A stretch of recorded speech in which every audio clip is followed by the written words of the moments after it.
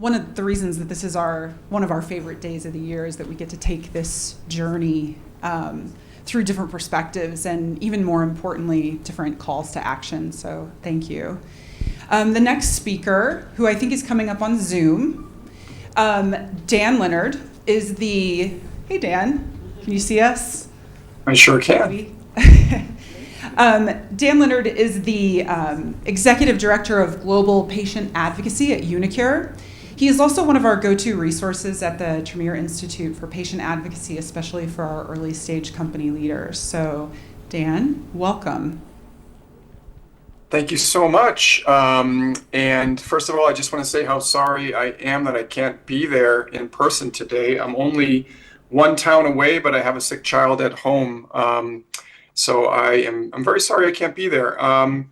But I'd really like to thank the Broad Institute, the Tremere Institute, and Ladders to Cures for inviting me to speak today. And I also want to give a shout out to NORD for their leadership. So NORD is the National Organization for Rare Disorders, for their leadership on Rare Disease Day for many years now.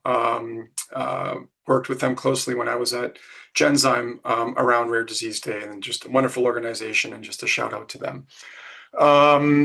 So you're going to notice that I don't have any slides. So my presentation is going to be in storytelling style, so similar to The Moth, if anybody's familiar with The Moth, or maybe kind of similar to sort of like a TED Talk, let's say. And that makes me even sadder that I'm not there today, because usually this type of presentation or talk is delivered in person. But nonetheless, I do hope you enjoy it. And on that note, I'll get started. It's 2017, and I'm at my first Huntington's disease conference. I recently joined UniQure, a company developing a gene therapy to treat the devastating neurodegenerative disease. And one of the first things I learn about HD is that it is a combination of the muscle wasting that is characteristic of ALS, the cognitive and psychiatric symptoms of Alzheimer's, and the uncontrolled movements of Parkinson's. I'm far from home. The conference is in Sofia, Bulgaria. And being new to HD, I don't know anyone. I'm surprised and happy to see there is a group run organized each morning. I know from my Genzyme days how effective running can be for getting to know people, spending many hours running with colleagues, old and new, along the pathways next to the Charles River. So the next morning, I lace up my sneakers and join the group. As we wend our way through the streets of Sofia, past Roman ruins and Soviet-era brutalist buildings, my pace brings me alongside a tall guy with a beard.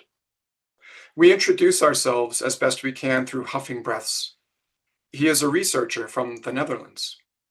That creates an instant connection, as UniQure is a Dutch company, and we chat about what an amazing city Amsterdam is. The canals, the architecture, even the infamous red light district is a sight to behold, garishly lit up at night. We were just running, not racing at all. Little did I know he was in a race, though, one with the highest stakes imaginable. Later in the day, he introduces me to other researchers, doctors, and industry reps, and thanks to him, I quickly fall in with a fun group of people to share meals with as they provide me with an informal crash course on all things Huntington's disease.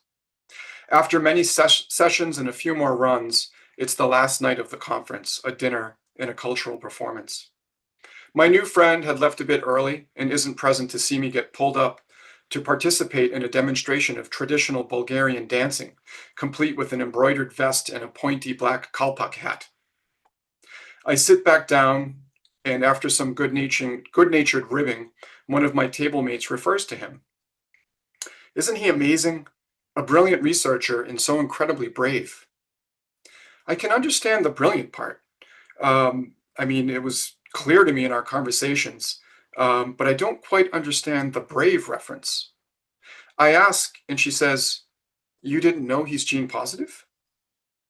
I've learned enough by now to understand that gene positive is how people refer to someone who has tested positive for the HD gene, but doesn't yet have outward symptoms. This news rocks me.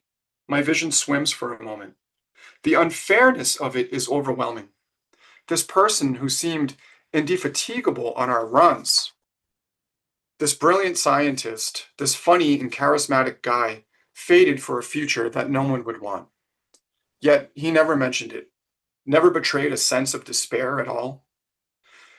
It was at that conference that I knew I had found my calling to work toward a treatment for Huntington's disease. And it wouldn't be the last time I'd be pulled up on the dance floor at an HD conference.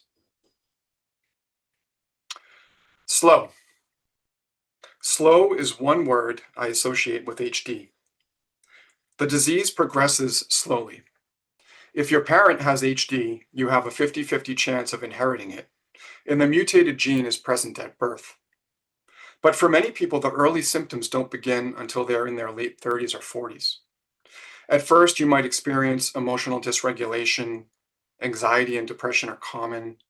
Then the movements known as chorea begin. This is when a clinical diagnosis is made. These movements are often mistaken by others as drunkenness or drug use, so the social stigma grows along with anxiety around being in public. As the symptoms progress, it becomes difficult to walk and feed oneself. Choking becomes an ever-present danger.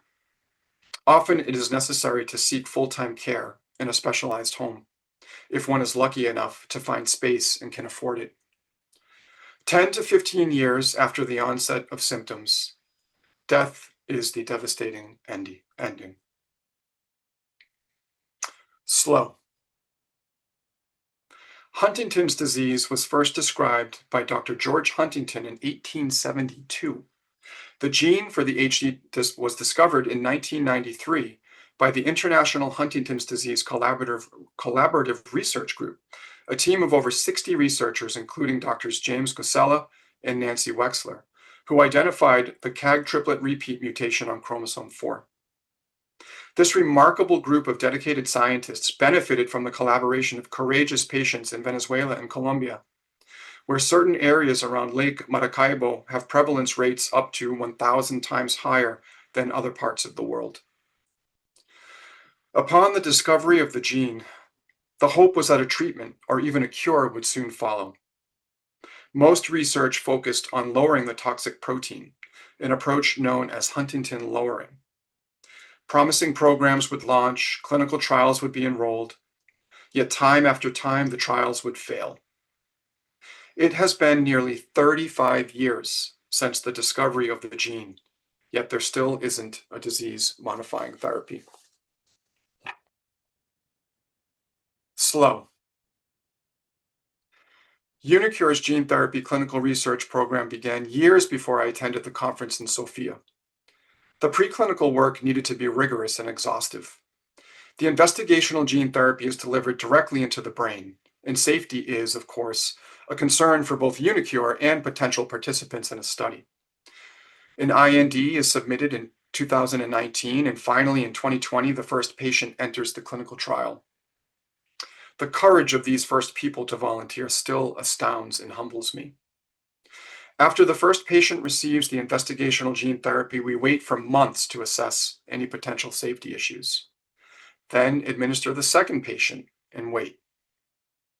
Safety is the priority, not speed. And so it is. 6 years later, the clinical trial is still ongoing. Slow. In some ways, the slow progression of the disease is a blessing. The rapidity with which ALS takes lives is terrifying. Yet it is the slow progression that creates challenges to drug development in HD. In ALS, you can compare quickly the difference between someone receiving the study drug and someone on placebo. In HD, it takes years. But the community and the amazing patient and research organizations who support them were wise. Recognizing this, they established natural history studies. The participation has been incredible. HD now has some of the most robust natural history datasets in rare diseases. But will that be enough? Will the drug developers find effective ways to utilize that data? Will regulators accept it? Will the HD community keep the faith and keep participating? Or will they grow tired of this slow progress and cynical and give up? All of this is currently unknown, and so much hinges on what happens next. And I will be there for it. 2 years ago, I had lunch with a wonderful and remarkable patient advocate who's been working in the HD community for decades. We both expressed some mental and emotional exhaustion, but we looked at each other and we committed to not giving up until a disease-modifying therapy is available. And not just for us. The entire HD community has been activated in a way like never before. In January, a coalition of HD patient advocacy organizations and individual advocates delivered petitions to the FDA's doorstep. Both petitions, totaling almost 50,000 signatures, appealed to the FDA to recognize and understand the unique challenges in developing therapies for HD and urged them to be flexible and open-minded to external controls. I'm at a point now where I've known people in the HD community for almost 10 years. Thankfully, due to the slow progression, I still see most of them at the same conferences every year. But things are starting to change. I might notice some subtle movements or personality changes. I dread the day when I will stop seeing them altogether. I only saw my friend, the runner and brilliant researcher, once again at a conference. I was relieved to be greeted by the same personable guy, and his gait seemed as steady as when we first ran the streets of Sofia. And once again, at this conference, there was dancing. Dancing is integral to HD. In fact, the movements that are characteristic of HD are called chorea, which means dance in Greek.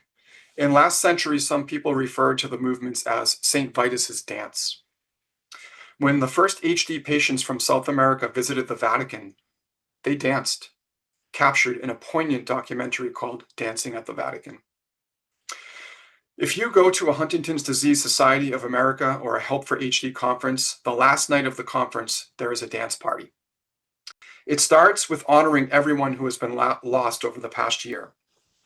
Then the dancing begins. For people who have a movement disorder, being on a dance floor is freeing. Everyone is moving. Everyone is equal. It is joyous. And isn't that what life is all about? Trying to find joy amidst the pain, dancing as we honor our dead.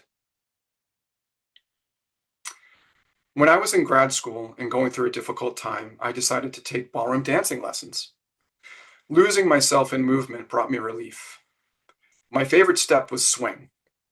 So if there's any dancers in the audience today, do you know what the basic step for swing is? I'm sure you'll remember.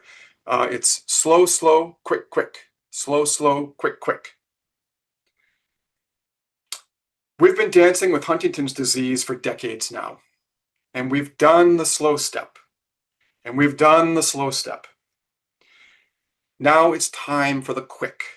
It is time for the quick. And here's the thing about swing dancing.